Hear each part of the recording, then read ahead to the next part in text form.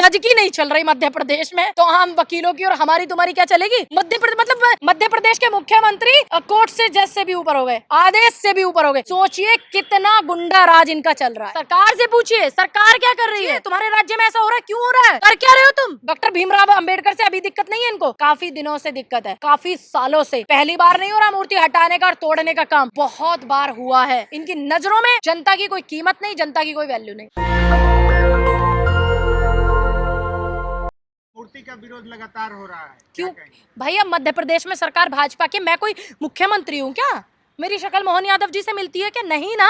आप उनसे पूछिए, तुम्हारे राज्य में ऐसा हो रहा है, क्यों हो रहा है? कर क्या रहे हो तुम? क्यों नहीं पूछ रहे आप उनसे? उन्हीं से पूछिए।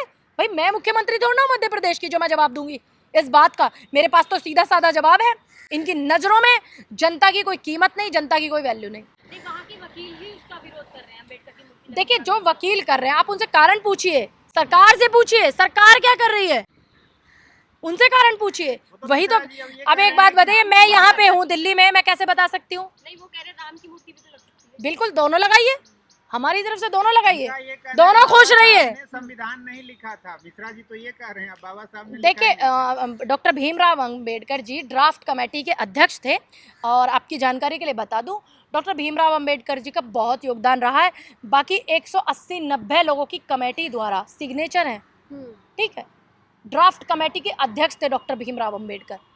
अब आप देख लीजिए, सुनिश्चित आप करिए, पढ़े लिखे नहीं हैं आप, दिल्ली तक वैसे ही आगे मीडिया का कैमरा लेकर के, इतना तो आप तय करिए ना। के वकील कह रहे हैं, सवाल तो आप ये मुद्दा कोर्ट में उठाइए ना फिर। भाई हमने जितना पढ़ा, हमने जितना सुना, हमने जितना पढ़ा, हमें पता है डॉक्टर भीमराव अंबेडकर। मैं हमेशा 14 अप्रैल को जाती हूँ, प्रोग्राम्स में जाती हूँ, मुझे बुलाया जाता है दलित समाज द्वारा। जब भीमराव अंबेडकर जी के प्रोग्राम होते हैं, मैंने अपनी हर स्पीच में कहा है कि doctor Bhimrao Ambedkar draft committee के अध्यक्ष थे। सबको पता है अध्यक्ष थे ड्राफ्ट कमेटी के। वो भी जो कोर्ट में, ग्वालियर कोर्ट में जो जज आए हैं वो भी दलित हैं, और उनके आदेश के बावजूद ये मूर्ति नहीं लग रही है। उन्होंने आदेश अब सोचिए, तो फिर भैया जब कोर्ट में जज की नहीं चल रही मध्य प्रदेश में, तो हम वकीलों की और हमारी तुम्हारी क्या चलेगी? मध्य प्रदेश के मुख्यमंत्री कोर्ट से, जज से भी ऊपर हो गए, आदेश से भी ऊपर हो गए। सोचिए कितना गुंडा राज इनका चल रहा है। डॉक्टर भीमराव अंबेडकर से अभी दिक्कत नहीं है इनको, काफी दिनों से दिक्कत है, काफी सालों से। पहली बार नहीं हो रहा मूर्ति हटाने का और तोड़ने का काम, बहुत बार हुआ है। रिकॉर्ड निकाल करके देखिएगा, 1991 के आसपास में भी हुआ था, 1990 में भी हुआ था, जब गठबंधन से वीपी सिंह प्रधानमंत्री थे देश के। अच्छा, दिल्ली में जब चुनाव था तो मोदी जी ने जहां झुकी वहां मकान की घोषणा की, तो बन गए दिल्ली में, तो बुलडोजर बन गए क्या? मैं आपसे पूछ रही हूँ, बन गए क्या? जो व्यक्ति किसी को जीने नहीं दे सकता सुकून से, भारत की जनता को, क्या वो घर देगा? क्या वो देगा कुछ?